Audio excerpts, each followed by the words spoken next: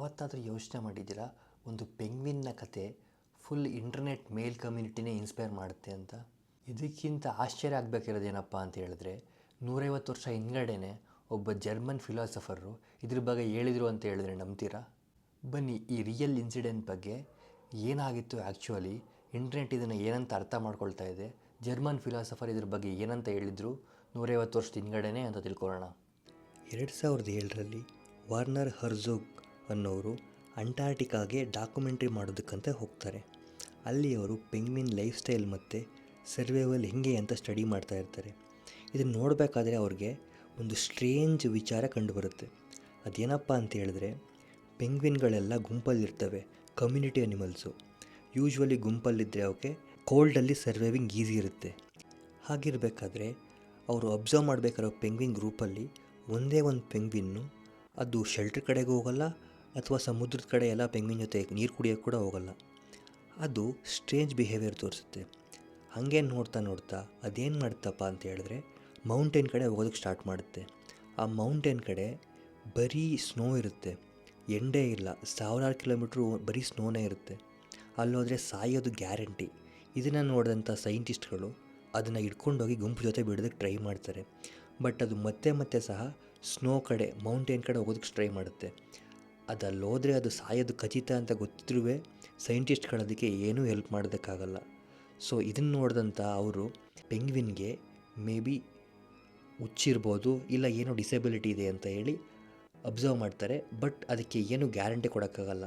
But ಅವರು ಕೊನೆಯದಾಗಿ ಉಳಿದ ಕ್ವಶನ್ ಅಂದರೆ ಅದೇ, ಯಾಕೆ ಅಂತ. ಯಾಕದು ಇಷ್ಟೆಲ್ಲ ಮಾಡಿದ್ರು ವಾಪಸ್ ಮೌಂಟೇನ್ ಕಡೆ ಹೋಗ್ತಾ ಇದೆ ಅನ್ನೋದೇ ಅವ್ರ ಕೊನೆ ಪ್ರಶ್ನೆಯಾಗಿ ಉಳ್ಕೊಂಡ್ಬಿಡುತ್ತೆ. ಇದನ್ನು ಇಟ್ಕೊಂಡು ಈಗ ಇಂಟರ್ನೆಟ್ ಅವರು ಬಟ್ ವೈ ಅಂತ ಅಂದ್ಕೊಂಡು ಫಿಲಾಸಫಿಕಲ್ ಮೀನಿಂಗ್ನ ಈ ಮೀಮ್ಗೆ ಕೊಡ್ತಾ ಇದ್ದಾರೆ. ಏನಕ್ಕೆ ಸೊಸೈಟಿ ಬಿಟ್ಟು ನಾವು ಸಪ್ರೇಟಾಗಿ ಏನೋ ಒಂದು ಮಾಡಬೇಕು, ಏನೋ ಒಂದು ರಿಸ್ಕ್ ತಗೊಳ್ಬೇಕು ಅಂತ.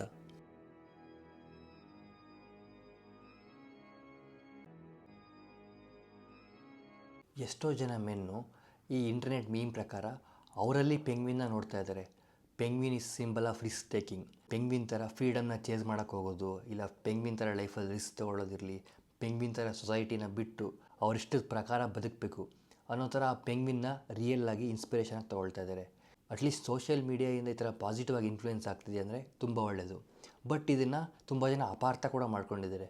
ಪೆಂಗ್ವಿನ್ ಎಲ್ಲ ನೋಡಿ ಸಾಕಾಯಿತು ಅಂತ ಹೇಳ್ಬಿಟ್ಟು ಪೆಂಗ್ವಿನ್ ಸುಮ್ಮನೆ ಮೌಂಟೇನ್ ಕಡೆ ಹೋಗ್ತಾ ಇದೆ, ಲೈಫಲ್ಲಿ ಗೀವ್ ಅಪ್ ಮಾಡಬೇಕು ಅಂತ. ಕೆಲವರು ಇದನ್ನು ಏನು ಮಾಡ್ಕೊಂಡಿದ್ದಾರೆ ಅಂತ ಹೇಳಿದ್ರೆ, ದಿನ 10 ಗಂಟೆ ಕೂತ್ಕೊಂಡು ಪೆಂಗ್ವಿನ್ ಬಗ್ಗೆ ರೀಲ್ ನೋಡಿದ್ರೆ ಅವರು ಪೆಂಗ್ವಿನ್ ಥರನೇ ಅಂತ ಫೀಲ್ ಮಾಡ್ಕೊಳ್ತಾ ಇದ್ದಾರೆ. ಅವ್ರವ್ರ ಇಷ್ಟ ಅಷ್ಟೇ. ಬಟ್ ಇದ್ರ ಬಗ್ಗೆ ಜರ್ಮನ್ ಫಿಲಾಸಫರ್ ಫ್ರೆಡ್ರಿಚ್ ನೀಚ್ ಅಂತ ಅವ್ರು ಏನಪ್ಪ ಹೇಳಿದರು ಅಂತ ಹೇಳಿದ್ರೆ, 150 ವರ್ಷ ಹಿಂದ್ಗಡೆನೇ ನಿಹಿಲಿಸಮ್ ಅಂತ ಒಂದು ಫಿಲಾಸಫಿ ಇದೆ ಅವ್ರ ಕಾನ್ಸೆಪ್ಟು. ಅದೇನಪ್ಪ ಅಂತ ಹೇಳಿದ್ರೆ, ಲೈಫಲ್ಲಿ ರಿಯಲ್ಲಾಗಿ ಏನು ಮೀನಿಂಗ್ ಇಲ್ಲ, ಏನು ಪರ್ಪಸ್ ಇಲ್ಲ. ನಮ್ಮ ಲೈಫಲ್ಲಿ ನಮ್ಮ ಪರ್ಪಸ್ನ ನಾವೇ ಕಂಡುಹಿಡ್ಕೋಬೇಕು. ಯಾವುದು ದೇವ್ರು ನಮಗೆ ಈ ಪರ್ಪಸ್ ಅಂತ ಏನೂ ಬರೆದಿರಲ್ಲ ಅಂತ ಅವ್ರ ಫಿಲಾಸಫಿ. ಅವ್ರು ಹೇಳೋ ಒಂದು ಸ್ಟೇಟ್ಮೆಂಟು ಈ ಮೀಮ್ಗೆ ಹೆಂಗೆ ಸೂಟ್ ಆಗುತ್ತಪ್ಪ ಅಂತ ಹೇಳಿದ್ರೆ, I know of no better purpose in life than to perish chasing impossible and unachievable ಅಂತ.